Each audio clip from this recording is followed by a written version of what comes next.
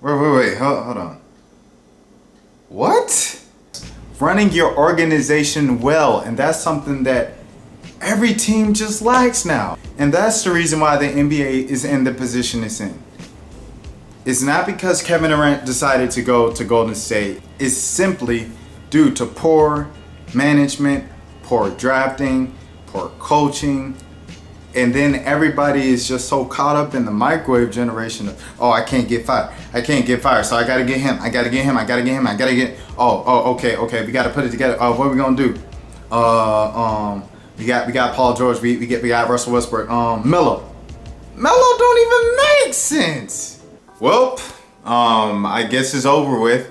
We have, instead of watching the NBA on a nightly basis, because I love the game so much, I'm still gonna watch it. I'm not one of those people that's totally given up on it, but I guess I can try hockey. Hockey goes on the same time as basketball. I've been a fan of playoff hockey the last few years. Even some years, the NHL playoffs have been better than the NBA playoffs, which has that predictable ending before, but now we really know with more predictable ending with Boogie playing. This is crazy. What can you say? Half the season we still have football, college football, because people are protesting the NFL, so I guess we can't watch the NFL either. For the first month we have playoff baseball.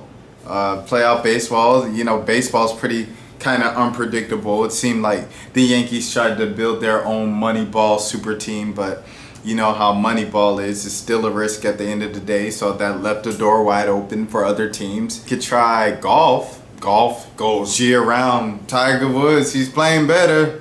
Tiger Woods is playing better. Tennis. Serena's back. She's no longer pregnant. You know, she's gonna be #1 in no time. Sloane Stephens does her thing when she feels like it. The MLS could take up baking. I always wanted to kind of learn how to like make muffins, not just, you know, the little muffins in a bag where you put the milk in it and you kind of just throw it in the oven. I want to like really learn how to bake now. I think I'll have much more time. I could probably buy myself like a gaming system. I haven't had a gaming system in years, so I think this is the time to get back into gaming and kind of, you know, occupy that time with that. But to the bright side, or not the bright side, but also something else that happened in the NBA. The Memphis Grizzlies kicked off Summer League action in Utah against the Atlanta Hawks.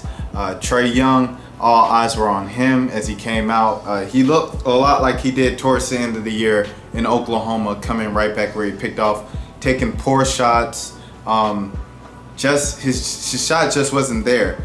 He didn't have the same legs under him that he did at the beginning of the season with Oklahoma and stuff like that. But I think he'll be fine because, as you know, if you know the game of basketball, the game is much more than points and shooting and scoring. He read the floor very well. He makes great reads. He played good defense, which was one of the hugest knocks coming on to him coming into the draft, and he made great passes. The dude's a great passer. And as long as you have that and just a high IQ, the sky's the limit for you in the NBA. For shooters, the touch is always going to come back. So I'm not worried about that with Trae. Hold on, let me take this out the oven. I'm baking real quick.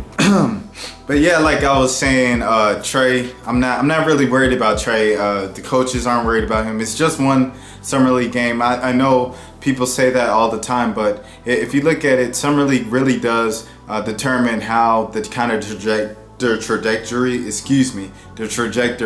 of how a rookie's season is gonna go. If you look at Lonzo Ball last year, he had a really bad first summer league game. Then he came along and he had some good summer league games.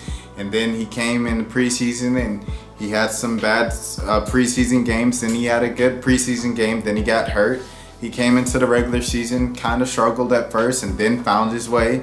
And it was kind of like that all season where it was up and down. And then Ben Simmons, when he was in his summer league, his rookie year, he was dominating. I remember those were kind of like my first few vlogs on this channel talking about how good Ben Simmons was looking in the summer league.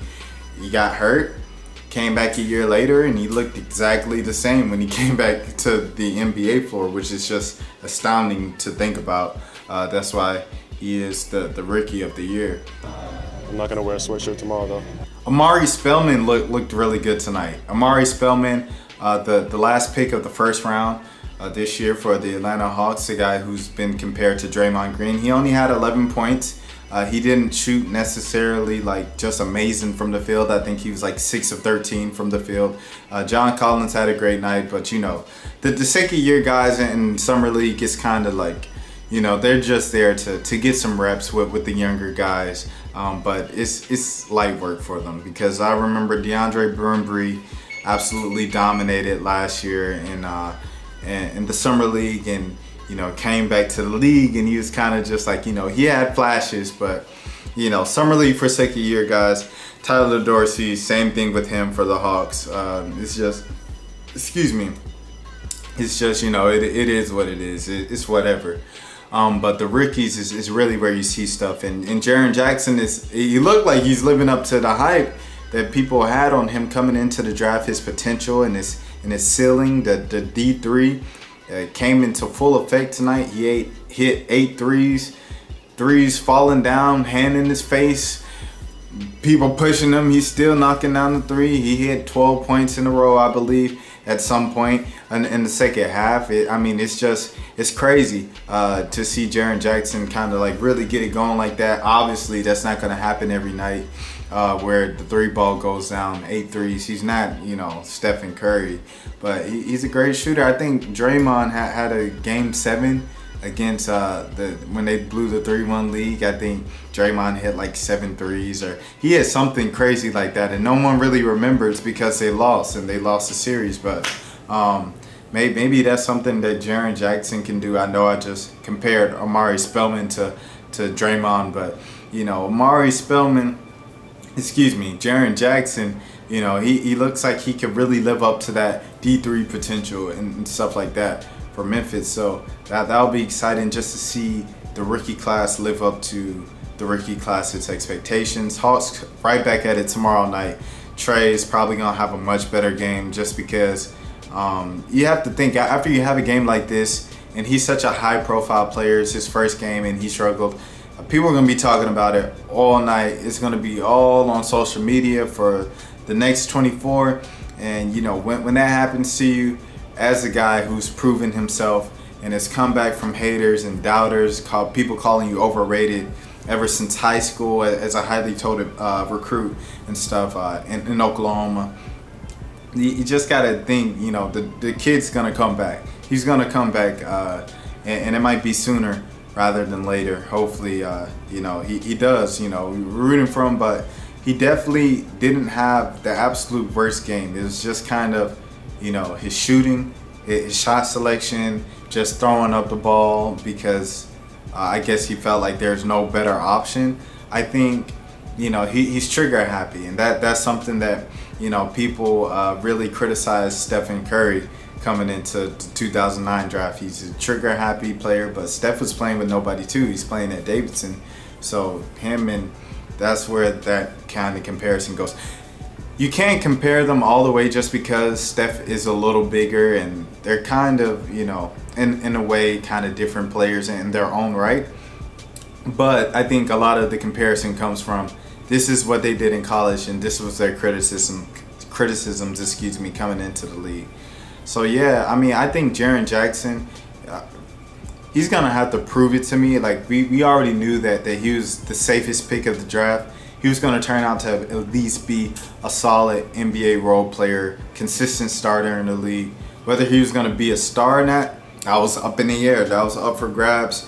Some people thought that he could have the potential, but people also thought Marvin Williams had that potential, and I see a lot of Marvin Williams when I'm watching Jaren Jackson. People are gonna kill me for that because JJJ plays great defense. He's extremely long, but so is Marvin, and so Marvin also hit those threes. And Marvin was also the most athletic player in that draft. And they said, looking back on this, we might very well say that Marvin Williams was the best player coming out of this draft. So it's just like, you know, Jaren, he really scared me coming out. So if he pans out, That's great for him. Rooting for him. He seems like a great kid. Gives great interviews. Shout out to Jaren Jackson, man. Mo Bamba, same thing.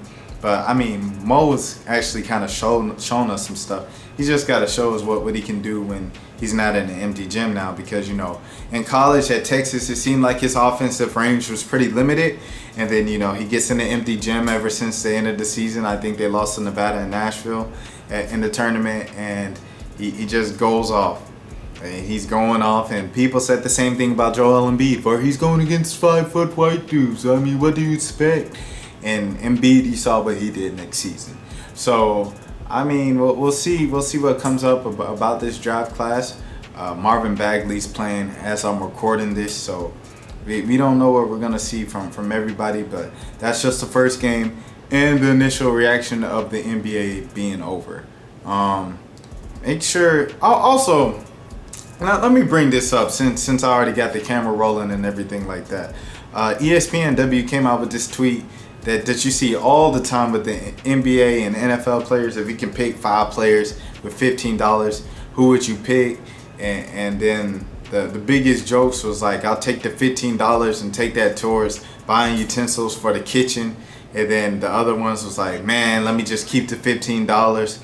And it's something about it when people really love the NBA or they like basketball. They say they're basketball fans, but this boogie move or this Kevin Durant move or this and that move is terrible for the league and it's terrible for basketball, but they don't think that the WNBA is entertaining at all.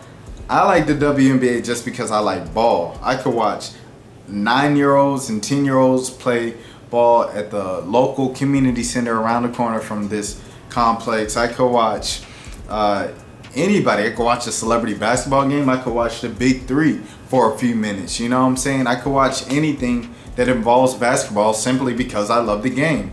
And if you love the game, you don't care who's playing it because it's quality basketball.